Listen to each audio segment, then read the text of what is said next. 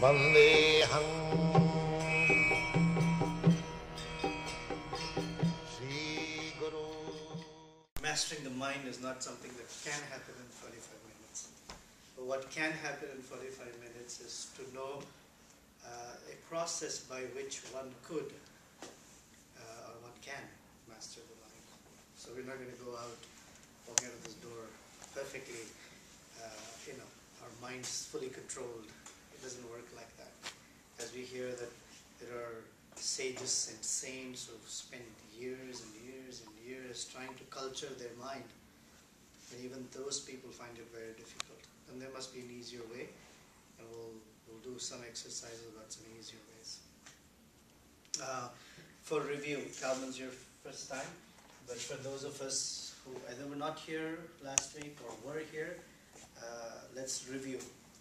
Do you remember that the mind had 4 characteristics? Thank you. The mind is flickering, strong,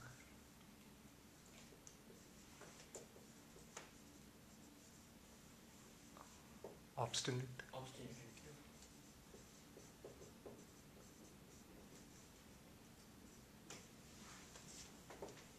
forceful. forceful. Very good.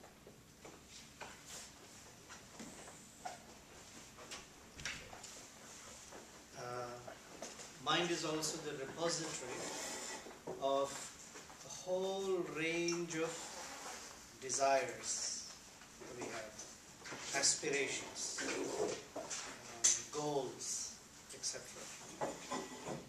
Now, the mind, elsewhere we had spoken about, I'm just summarizing, we had spoken about the 3 modes of nature. Does anyone remember what the 3 modes of nature are? Goodness, passion, and ignorance. This is from our previous discussions. For, I guess, lack of time, I'm going to say that there are 3 modes of nature called goodness, passion, and ignorance. Basically, these 3, they influence everything that we do. They influence everything that we think. And they influence the whole variety of things that we perceive in this material nature. Okay? Goodness is about, it's enlightening. It is characterized by knowledge and happiness.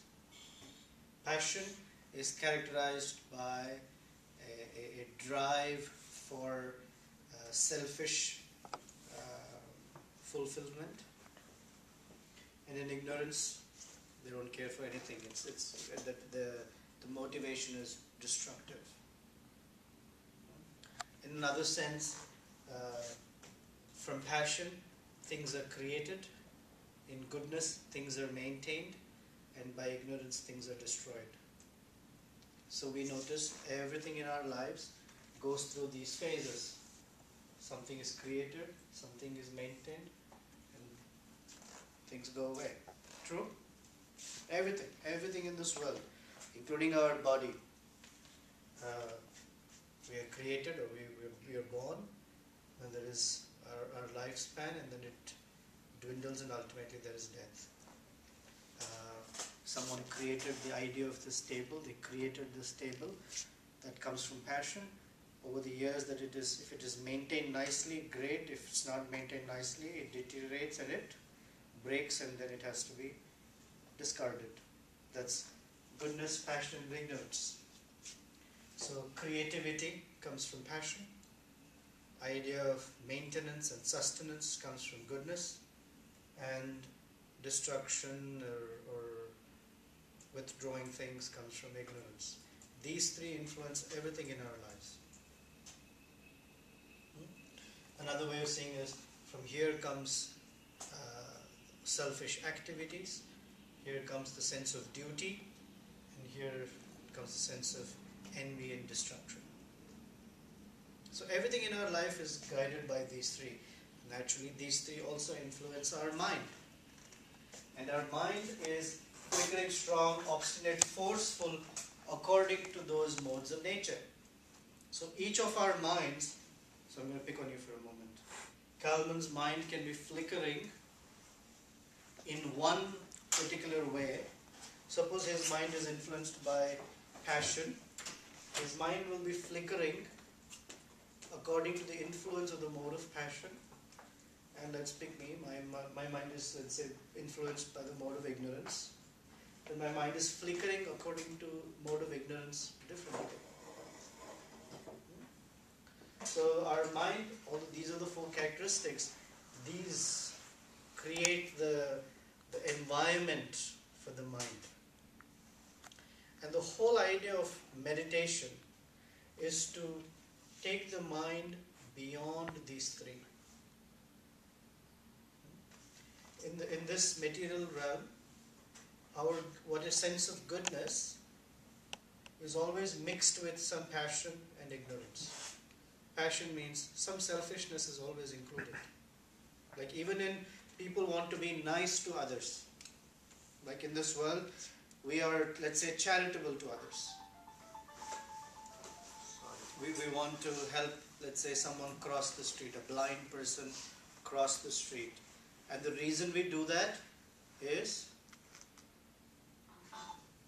because it makes us feel good. And we like the good feeling, and therefore we are charitable. Within that good feeling is selfishness. I like it. I like to be nice to others. And in some cases, I have a sense of I have something that others don't have. Okay? That's called self-righteousness. It's called subtle arrogance. In Sanskrit it is called sattvika ahankara. It is one sense of arrogance, but a very refined one. I have something that others don't have, therefore I'm doing for them. So this goodness is never pure, it's always mixed with passion or ignorance. I am nice to somebody because I want them to like me more than they would like him. It happens in friends, right? One friend wants to get the attention of another friend so that the third friend feels, oh man, what's going on? Always the case. So ignorance is involved in it. So the mind is always dealing with these things. And the idea of spiritual advancement is to move the mind out of the influence of these three to what is state called transcendence.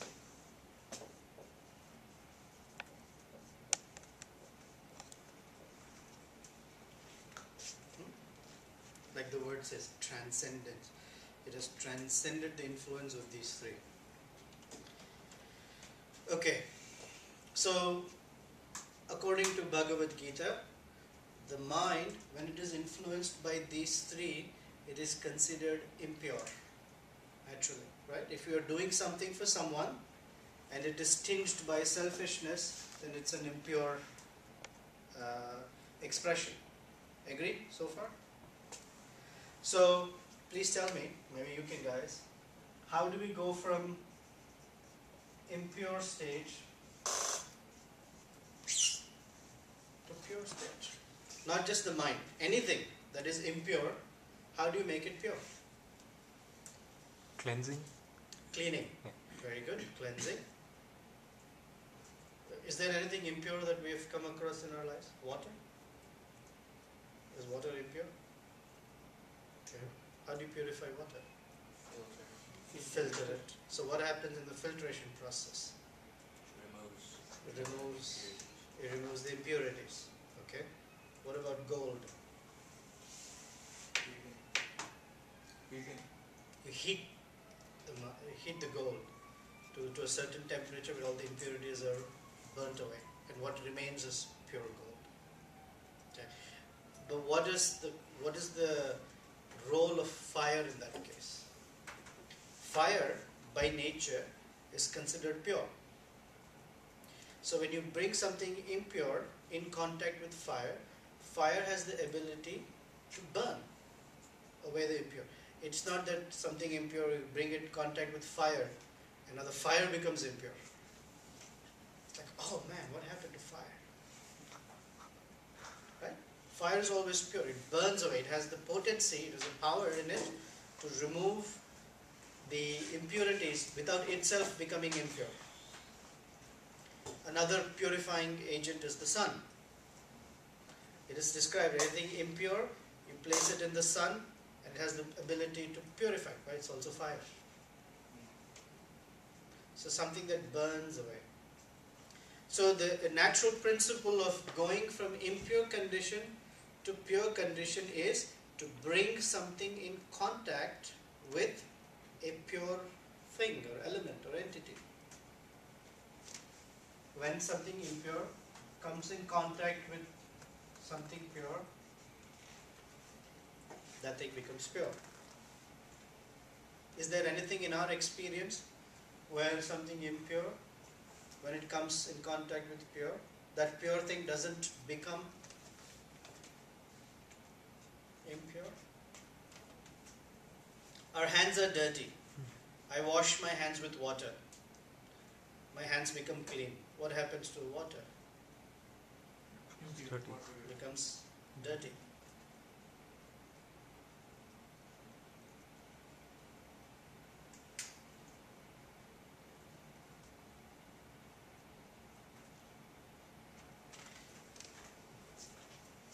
Anything or any person who is in this realm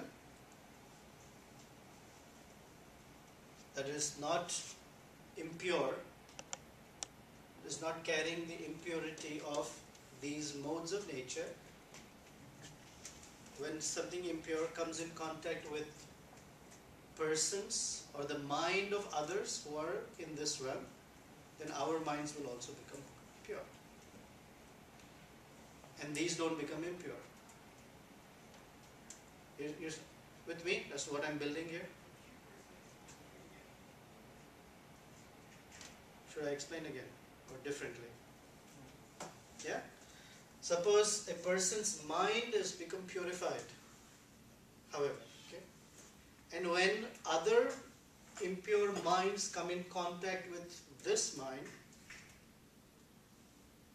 the effect is the impure minds become purified, while this mind does not become impure. Because this mind is already pure. Common example is, let's say I am determined not to drink. I don't want to have any beer. I go out with my friends.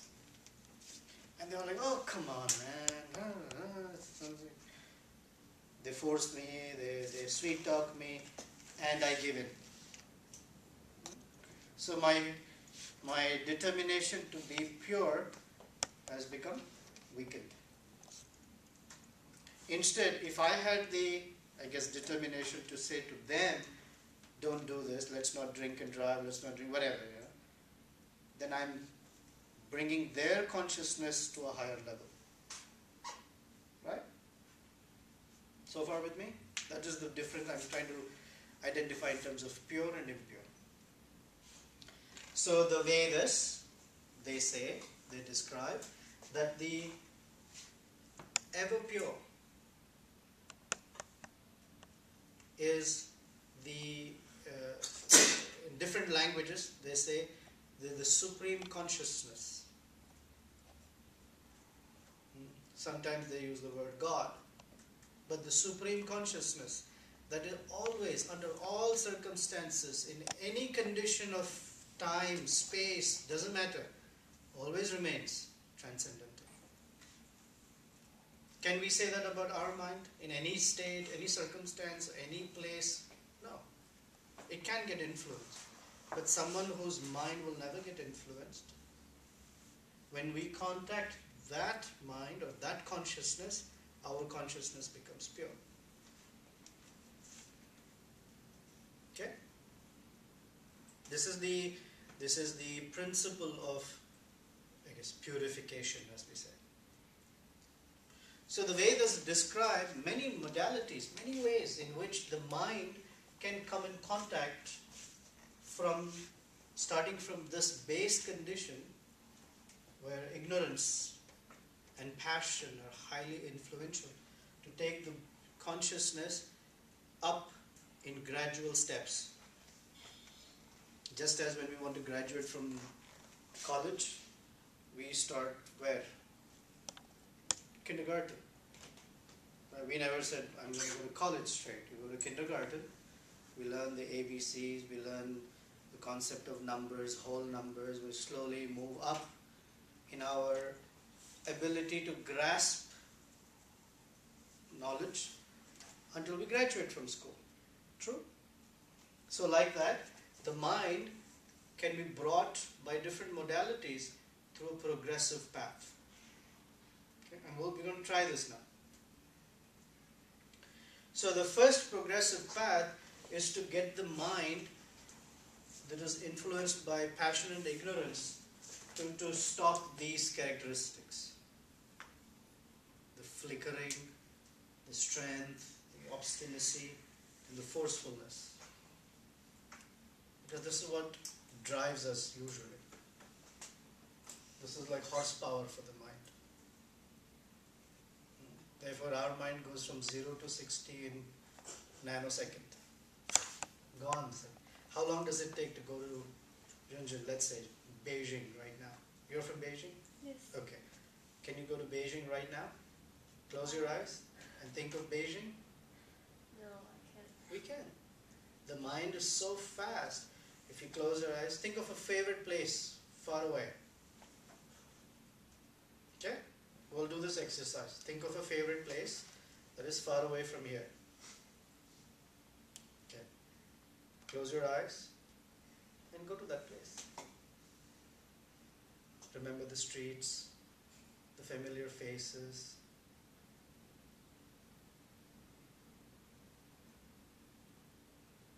Okay, open your eyes. How far did you go? Chris, where did you go? I was drowned in a pool. Drowned in a pool. My gosh. Okay. Anyone else? Srihari. Yeah, it was back in Bangalore. Back in Bangalore. That's about 10,000 miles. Like that. Because there's memory of the place, that through that memory we can revisit that place. It's not that we are in Bangalore. I'm not talking of some Matrix movie, suddenly we're in some place. It's not like that.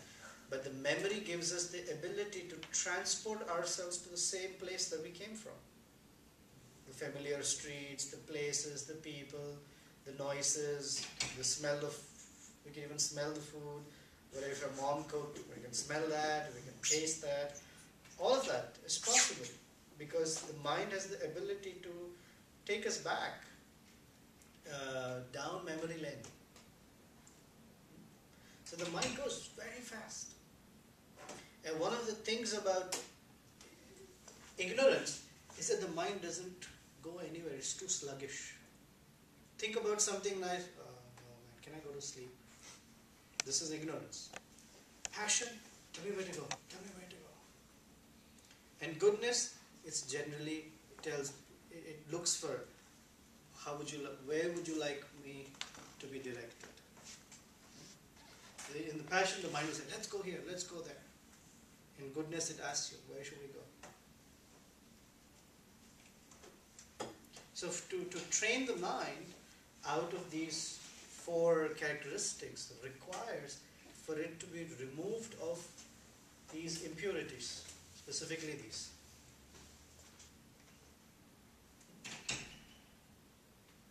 So we'll slowly get our minds from all of this to here. Okay? We're going to do 4 exercises today, short ones. So the first exercise, what we did last time, is close our eyes and see where our mind takes us. Just observe where all it goes. Is there a pattern? Is it random? Has it any purpose where it is going? Okay.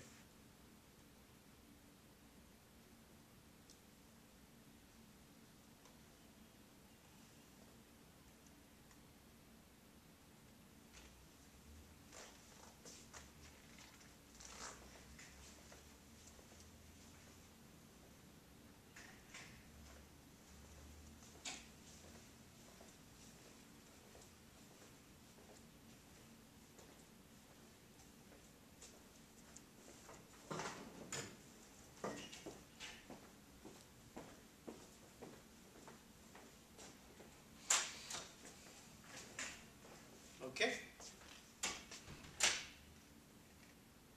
Any volunteers? So sound is going to the clock ticking, and when you walk, the sounds. Okay. Where else did you go? Then home. Went home. Okay. Thank you. Anyone else? I don't know where I go. I just remember when sitting in a ship, I will wear the sea. You were sinking in a ship? You were on a ship Sinking in a out ship. at sea? Yes, like a cruise. And where else? Did your mind take you anywhere else?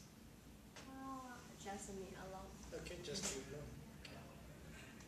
Were you still under the pool? No, this time I got out. You got out. That's good. Any other volunteers? Stephanie? It was like kind of distracted by the sounds, like every time there was a different sound. That's right. Yeah. The mind just pays attention to what's going on, the sounds. Okay. That's part of the flickering nature.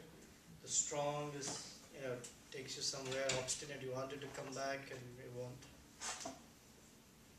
That's how the mind is, just free and random. Okay. So now we'll do next exercise is to try to give the mind a little channelized path. Okay? The channelized path is that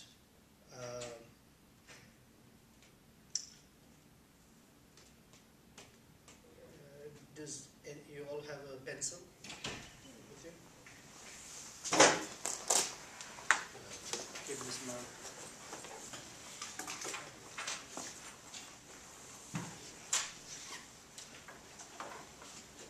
Just leave it there. Okay. So now, you needed something? No, I can just focus. No, phone is distracting. You don't have a pencil? Someone can give him an extra pencil, pen, whatever. Okay, so keep the pencil on the table. And now just focus on the pencil. Okay? Just focus on the pencil. And if your mind goes somewhere, just bring it back to the pencil.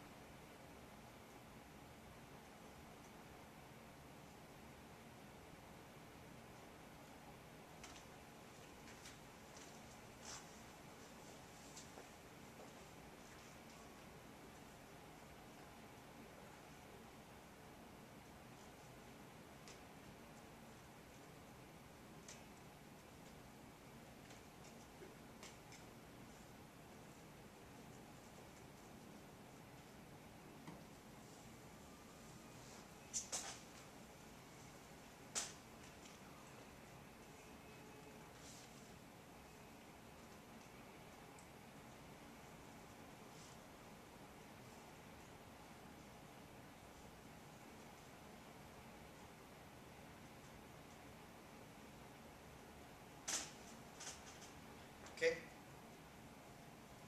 Some volunteers as to what happened? Rick? I basically just scanning the pencil up and down with this as I get my mind on it. I'm basically just observing every single little detail, and that's how I kept my mind on it. Did your mind go anywhere else? No other thought of hunger, sound, what else happening? Why the heck is he asking me to do this?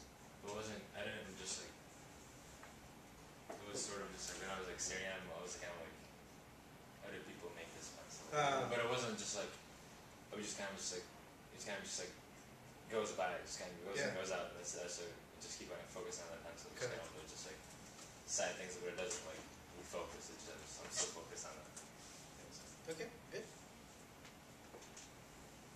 I thought, why am I doing this? Why am I doing this? That was the first thought, and then I looked at it. So, any other thoughts that crossed the mind? That was the major one. Okay. You're still in the swimming pool? Oh, you got out, right? Yeah. Krishna? The sound of the air conditioner became more intense when I was staring at it. Yeah, they're connected somehow. So that was kind of distracting. My attention was getting diverted that side, and then I was trying to bring it back. But as he said, there's a small blemish on this pen, so most of my attention went towards it. There was something which held my attention. I had to find something which holds my attention. Okay. Very good. Nice. I was staring at the writing and the metal part, the small hole here, the shadow. Then I started thinking whether everybody else is looking at their pencil. Yeah. And we might not have noticed so much about the pencil or the pen in the past, but we probably noticed right now. Okay. Anyone else? Aditya? You Shadi? get thought of, like you focus on the pencil and all of a sudden you think about just something that I have to write, something that I should have, some sort of thing that you need to write about, and you get thoughts about that, and you start thinking about what are others doing about this? Are they looking into their pens, in case at it, or just closing their eyes and thinking about the pen? Those sort of thoughts come in. Okay, if I were to ask you, if, let's say this is your daily meditation practice, just stare at the pencil for an hour, what would happen? Do you think the mind would become pure? Why not? This will take us to different places. Yeah, it can take you to different places, but we discussed the principle by which something becomes pure. So will staring at a pen make our minds pure? Did you find your mind focused? Ray said yes. Mind was focused, but will the mind become pure? Why not? Because pencil's not pure. Pencil's not pure. Very good. Why is it not pure? Because It will it's disappear somewhere. influenced by ignorance. The pencil's going to deteriorate. So the mind, when it gets attached to the pencil, the mind will deteriorate with the pencil. Because you're connected. Right? Okay, good. So there are certain meditation techniques that ask us to focus our mind on some object like that. And people do find, oh, my mind is steady, I never knew I could concentrate. But that is not lasting. It's not purifying, it's not uplifting. Although one may be able to be focused a little bit, the flickering may reduce, but it's not lasting, it's not a benefit to come to transcendence. Okay? Next one. Next exercise 3. That exercise will close our eyes and we'll try to not have any thought cross our mind. So if a thought does cross, we have to somehow shake our head and drop it out or something. Somehow try to get to absolutely no thought. Yeah, I know. I should be videotaping people shaking their heads. No thought. If you can somehow get the mind to a no thought state. Of course, there are people who practice this for years and years, but we're just trying to get a sense of it.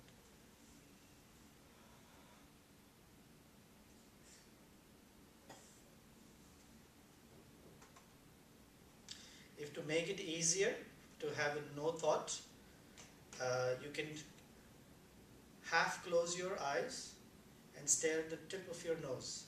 It'll help. Half close your eyes and stare at the tip of your nose.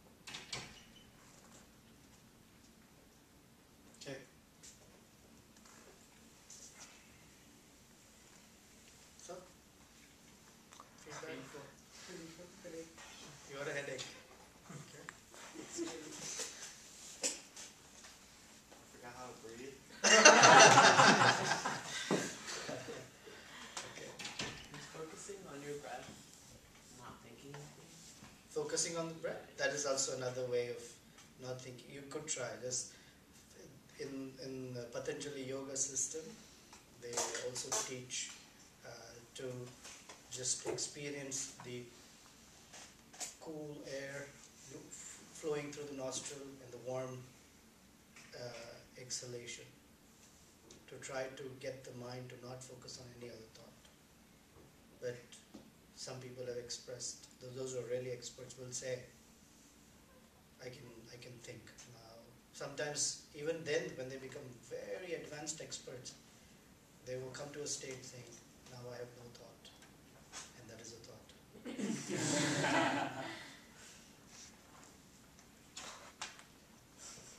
Okay, some other? Would you like to? You haven't said anything. Seeing the tip of the nose has controlled A little better. Now, if you have to be in focused condition and to walk around campus, can you walk around campus? I'm very focused right now. Would you be able to drive a car like that? No. Yeah, if Chris won't be because he forgot to breathe. It is like the mind was very much determined in the beginning not to have any thoughts, and as the time progressed it started a bit flickering, and at the end again, once you get again the focus. And it also will tell you, no thought, which is also a thought. If no thought, I will feel sleepy. That's correct. Very good. That is true. You'll fall asleep. Yes. I was actually thinking of something I read once. It said that focusing on the tip of your nose leads only to your eyes becoming crossed and not enlightenment. Okay. I have a question. Yeah. If everything goes through the stages you have said, I mean growth and sustenance and that, then why in Indian culture it is not accepted? I mean, when a relationship breaks up, I mean, when a husband and a wife want to separate out, why is it not accepted in the Indian society? Because they have had their good times, they have sustained it through a period of time, and then it has ended. So why is the end not accepted? Generally, the ends are not accepted like that. Because I didn't understand the question. If everything goes through creation, maintenance and destruction, if a wife and husband, they came together, they had a good time, and then they want to separate, then why does Indian culture or other cultures say, oh no, you should not separate? This is natural. The natural is to always come to maintenance, like your car, right?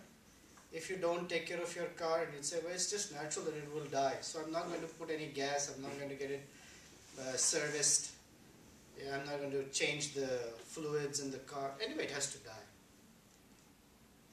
The idea is to maintain. Goodness is a higher state than ignorance. Destruction, maintenance is higher than destruction. Okay? Because in maintenance mode, you can do many other things. In destruction mode, you can't. For example, a wife and husband, let's say, are together. Together they can raise a family, they can be part of a society. I'm talking of Indian culture here. When they are separated, what they can do together, they cannot do individually. So in that sense, goodness to maintain a marriage is better. Not knowing all other varieties of parameters and stuff, in that case, of course, if it's a very abusive situation, that abusive situation is destructive. So to maintain life, which is a higher principle, they may have to separate, like that. You understand? Maintenance is that by nature, we generally will try to go towards goodness. There's the impulse or the impetus to go to goodness. Why? Because in goodness things are maintained. And the soul by nature is eternal. Eternal means it doesn't get destroyed. Therefore you see that under any circumstance, regardless of what is happening in a person's life, they will somehow want to preserve their life. They will eat from garbage Have you seen people eating out of garbage cans? I've seen homeless people. Why? To maintain this is to preserve life. You will see a little plant growing out of a wall. It's preservation of life. Because goodness is about preservation. And transcendence is completely eternal. But this here's the attempt to preserve is there. So whatever we do, we try to preserve things. The only thing where we don't want anything to be preserved is adding preservatives in our food. That preserving we don't. Okay? Alright. So in this meditation modality that we did about not having any thoughts in our mind, to free the mind of any thoughts, is effective in the sense that it can bring the mind a little out of passion towards goodness. In this way. Because if you let the mind have thoughts, it will all be about passion and ignorance. Last week I gave the example of disciplining a child. Sometimes when the child is too mischievous or naughty and not listening to the parents' instruction, then the parents give what is called timeout. Just sit here and don't move from here. Right? Anyone of us experienced that? Sure, we all do. Sit there. How long can you make a child sit like that? For some time it works. No doubt. It works for some time. And then you see the child fidgeting, becoming restless, and the first opportunity, back at it. So, negation is effective only for a certain period of time.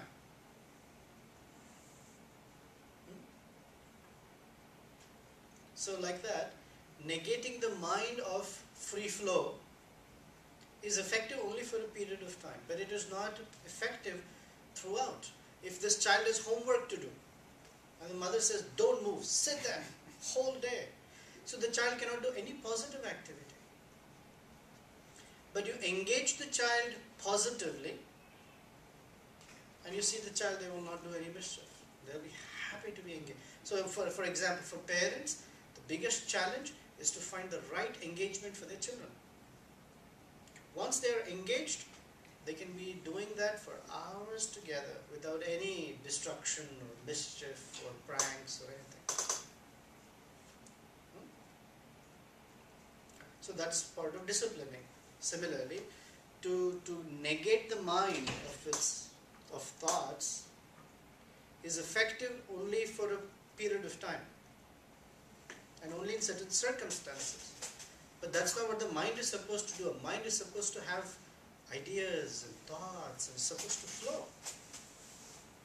Because it is impure, that flow is not nice. But if it is pure, then all the thoughts that flow are very nice. So the good state of, the right state of the mind is that it is flowing with pure thoughts.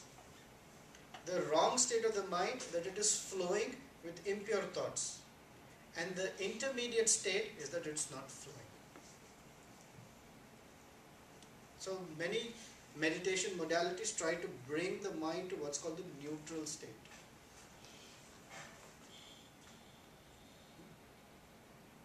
So far clear? Okay. So our goal, or the goal of the Vedic study, or the Vedas, or the Bhagavad Gita, is to take the mind out of neutrality into positive engagement. Therefore, they prescribe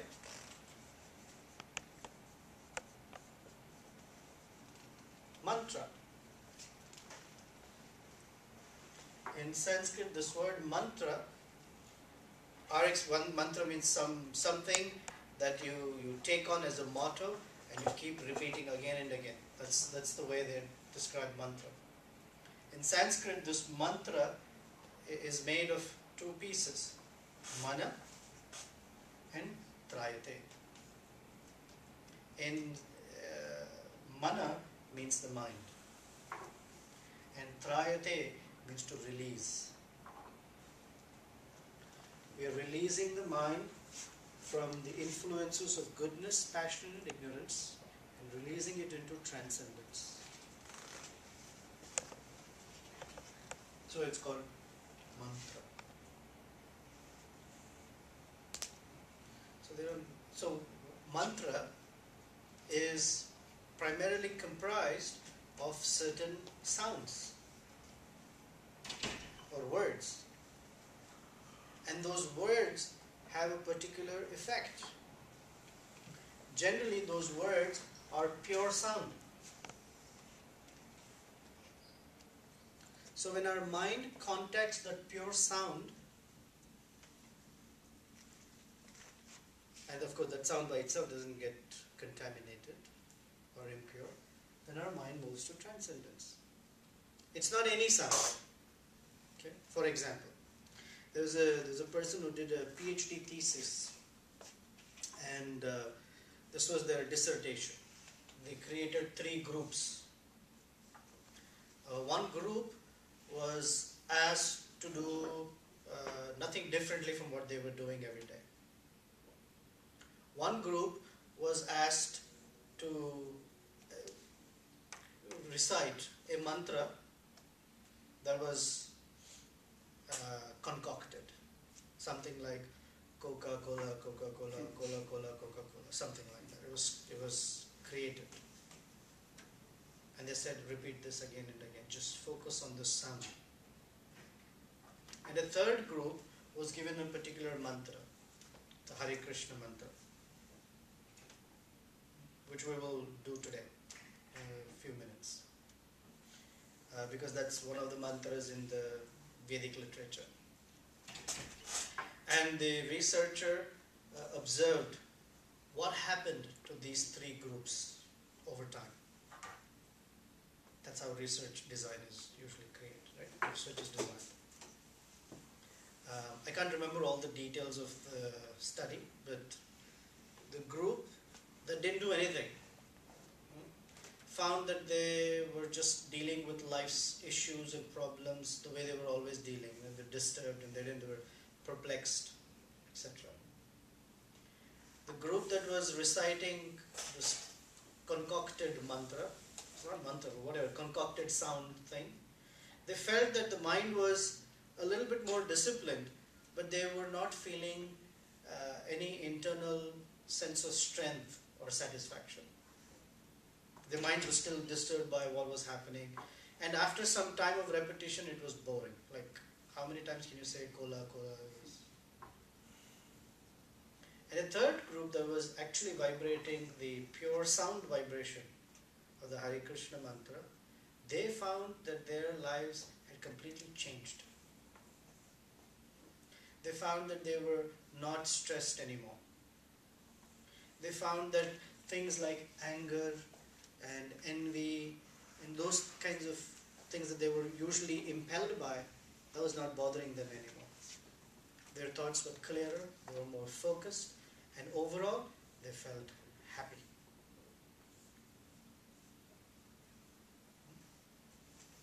So it's not any sound. It has to be pure sound.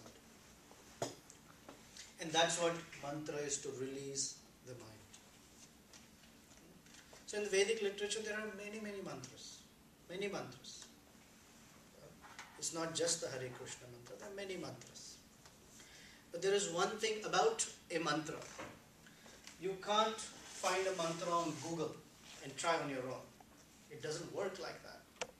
Suppose you Google today and say, I'd like to shop for a mantra. Can I get a list of mantras? And I'm sure Google will give you a list of mantras. You look at something and say, I like that one. That one's short and cute. I like the complicated ones because maybe complicated ones are more effective. And if you take a mantra from Google and try to repeat it, it will not be as effective.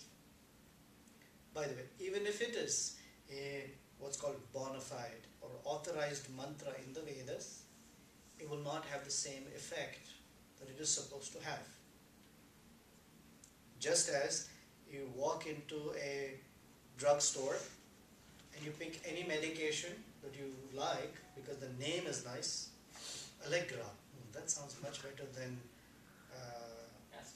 aspirin, or some cetomycin, so many sinful. Because I like the name or something, if I pick it, that medicine may not have its full effect. Although it has some effect, but not the effect. Because the doctor has to say, it is so many milligrams, so many times a day, right? My father is a doctor, a homeopath. And he taught me something when I was young. He said, if you take salt, salt can work in different ways. He said, salt in very, very minute, diluted quantities works very effectively like medicine. But salt in gross quantity, like a handful or something, works like food, because that's what you put into food. But if you give somebody 3 pounds of salt and make the person eat so much salt, what will happen? They will die. So same thing, if it's taken properly as prescribed, it has different effects. So like that, mantra, a self-styled or self-selected, although effective in its nature by itself, will not fully work for us. Because in the Vedic literature it says this mantra is like, now we're entering the realm of a little on the side of esoteric things, like its effectiveness is opened or understood when it is given by a person or persons who have received this from a previous generation of teachers. So just taking it from Google won't work. In Sanskrit it's called parampara. Parampara means an unbroken chain or line of teachers that has over time brought this sound or preserved this sound through time, through places, into this generation and future generation. Okay? Very important, because otherwise in the marketplace of mantras there are millions and millions of mantras. Can you come up and write the Hare Krishna mantra? So what we'll do now is we'll take some time and do a little mantra meditation.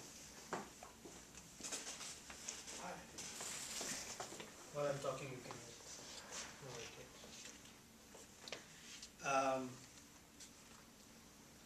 this particular mantra is called the Hare Krishna mantra and is made of 3 words organized as 16 words. And can you write faster, please?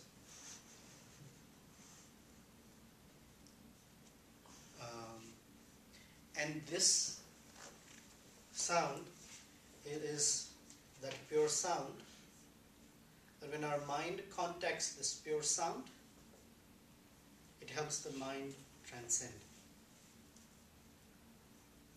Okay, so in the next 5 minutes the mind is not going to transcend. But what is prescribed is practicing it, repeating it. Helps the mind not only get freed from these 4 features, but also the influence of passion and ignorance, and become situated in transcendence. Now, how does one know that one's mind is situated in transcendence? So, for example, how do I know that after I've put gold into fire, that the gold that I've gotten is pure? How do I know? Test it. You test it. What do you test for? For the, you rub it against something and see if the quality of the shine is good. Okay, that's the characteristic of gold. What else? Krishna, how else will you test gold? Check the chemical composition. It's a chemical composition. Just check certain properties of gold. Correct? So in its pure state, it has certain characteristics. While in its impure state, those characteristics might not manifest fully. Correct? Similarly, for the mind in its pure state, must have some characteristics. True? And so that word used in, which is a famous word, called, tell me how many of you have heard this word? Dharma. What does it mean to you, Stephanie? I don't know. There was a TV series called Dharma and Greg. What does Dharma mean? The way of doing things. Way of doing things. Okay. Justice. Justice. Really? Okay. So different, right? Different ideas. Teaching or school. Righteousness. Righteousness. Oh.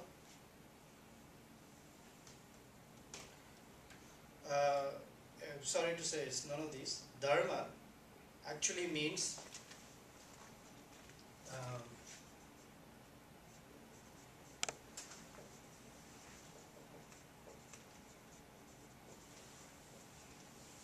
intrinsic nature.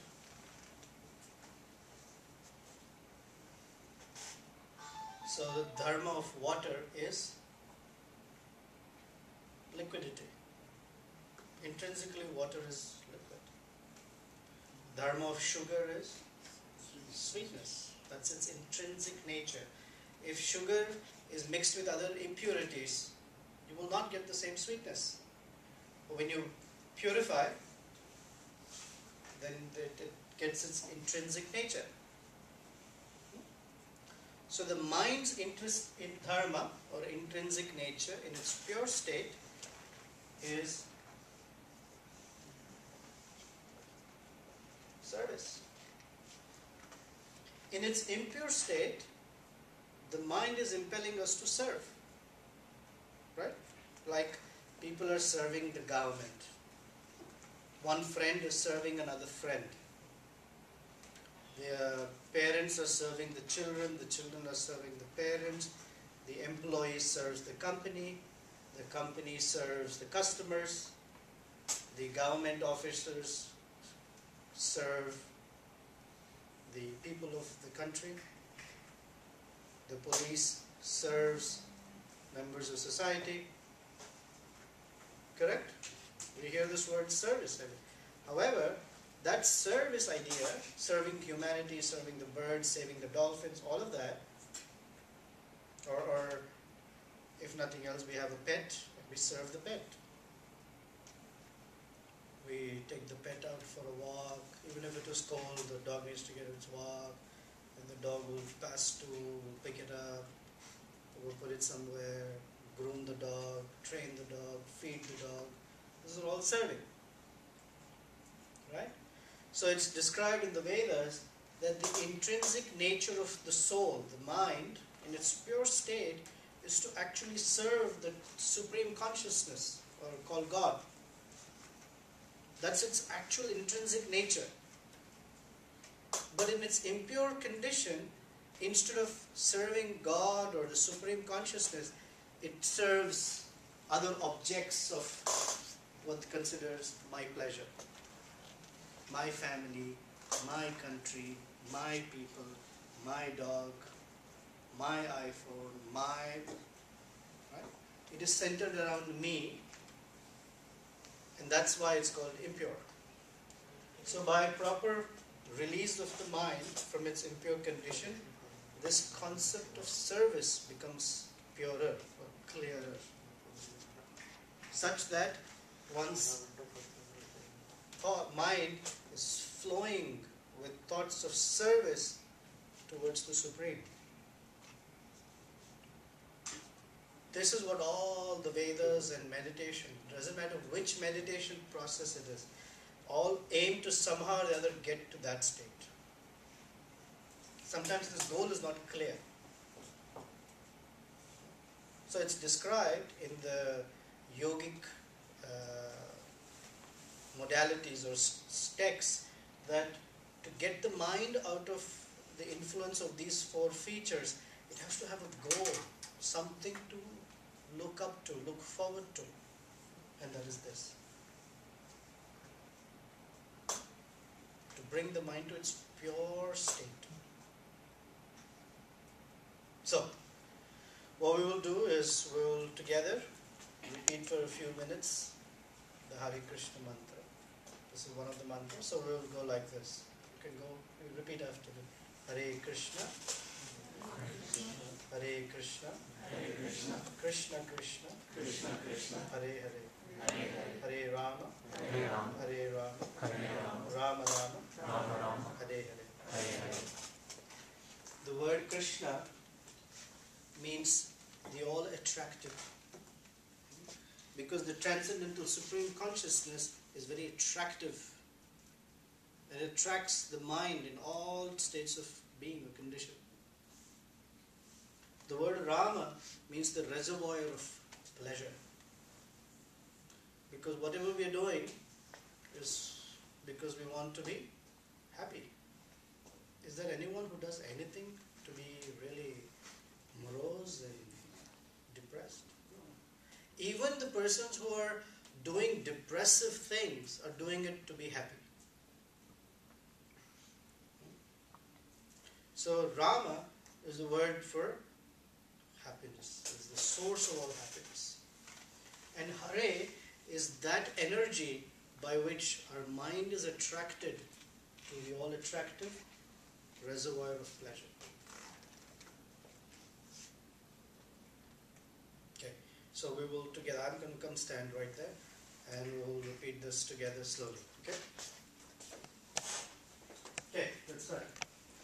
Hare Krishna, Krishna, Krishna Krishna, Hare Hare, Hare Rama, Rama Rama, Hare Hare, Hare Krishna, Krishna Krishna, Hare Hare, Hare Rama, Rama Rama, Hare Hare, Hare Krishna, Krishna Krishna, Hare Hare, Hare Rama, Rama Rama, Hare Hare, Hare Krishna, Krishna Krishna, Hare Hare, Hare Rama, Rama Rama, Hare Hare, Hare Krishna, Krishna Krishna, Hare Hare, Hare Rama, Rama Rama, Hare Hare, Hare Krishna, Krishna Krishna, Hare Hare, Hare Rama, Rama Rama, Hare Hare, Hare Krishna,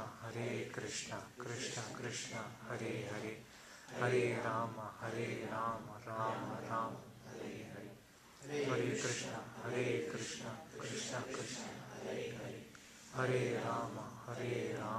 Rama Rama, Hare Hare, Hare Krishna, Krishna Krishna, Hare Hare, Hare Rama, Rama Rama, Hare Hare, Hare Krishna, Krishna Krishna, Hare Hare, Hare Rama, Rama Rama, Hare Hare, Hare Krishna, Krishna Krishna, Hare Hare, Hare Rama, Rama Rama, Hare Hare, Hare Krishna, Krishna Krishna, Hare Hare, Hare Rama, Rama Rama, Hare Hare, Hare Krishna, Krishna Krishna, Hare Hare, Hare Rama, Rama Rama, Hare Hare, Hare Krishna, Krishna Krishna, Hare Hare, Hare Rama, Rama Rama, Hare Hare, Hare Krishna, Krishna Krishna, Hare Hare, Hare Rama, Rama Rama, Hare Hare. Okay. Here's an assignment. Okay, you guys want to do an experiment? Okay. Starting today, for the next 7 days. Every day you will carve out 10 minutes. And if you want to write it down, write it down. However, this mantra, you repeat for 10 minutes every day. Yeah? And next Friday, we will discuss what are some of your experiences. So the best time to do this is when you wake up in the morning, you take your shower. Before you do anything else, as soon as you take in a shower, spend 10 minutes. Okay?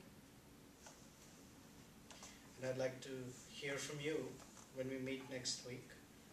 Well, what happens to the mind? Well, don't worry. One thing is you're not going to master the mind. I'm not promising that. But there will be definitely something, some experience that the mind is too distracted, or it felt nice, or calm, or I didn't like it at all, whatever. Okay? You guys will do this experiment? Okay. But every day, so keep a little sheet of paper. Write Friday, Saturday, Sunday, Monday, Tuesday, Wednesday, Thursday, Friday till we meet, so that's 8 days. And each day that you do that 10 minutes, have a little check mark and bring that sheet of paper and be prepared to share your experience. Yeah? Okay. So if you can't remember it, you can write it down, take a picture with your phone. That's the easiest way nowadays.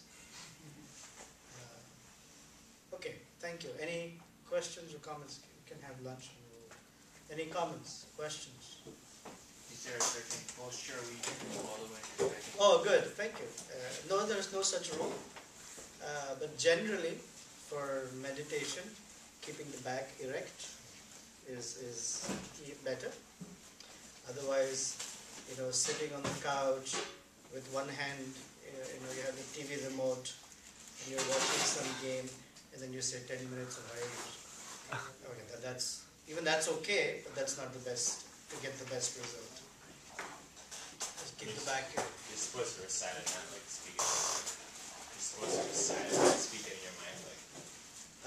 So the idea is to hear the sound. In the Bhagavad Gita, there's a question: what is easier, to focus the mind on abstract or something not abstract? And the answer is not abstract, especially as one begins, because the abstractness creates confusion for the mind and becomes frustrating experience. Therefore we did it this way, because it's the sound that actually is the purifying vibration. It is said, like, if someone is sleeping, even if you walk into the room or have their favorite pizza, it won't wake them up. What wakes them up is a sound, an alarm or some sound. Unless they're college students, it's a little difficult to wake them up so easily. But generally, it's the sound. So like that, the consciousness is in a sleeping state because of ignorance. So to wake it up, if you will, is a sound vibration. So to speak, it doesn't have to be loud, because it is meditative. It is very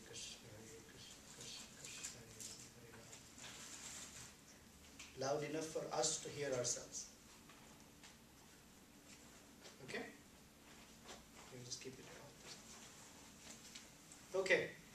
If you have more questions during lunch. Yes, Srihan. I have a question. So when we are repeating this mantra, so over a period of time we get used to it, and then we don't even consciously think about it when we repeat it. So our mind wanders somewhere, and we are just mechanically repeating it. So how? So that's why I said to Ray that it is to focus the mind on the sound of it. If you're focusing on the sound, the mind doesn't run. It's the sound of the Hare, the sound of the Krishna, the sound of the Ram. See, we're trying to discipline our mind here. So it's wild. So the disciplining feature is the sound. You bring the mind to the sound. Like, are you conscious of what we're doing? Many times we're not conscious of what we're doing. That's the problem. Idea is to become conscious.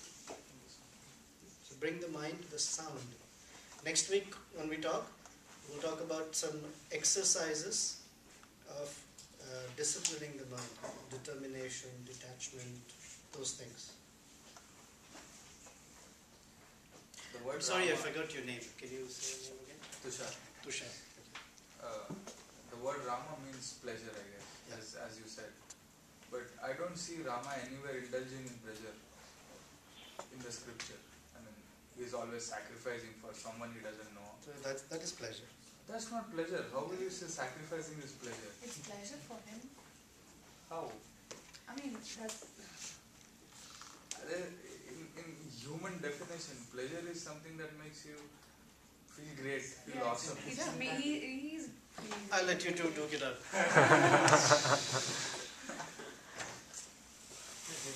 Then he should not have been a human. I'll take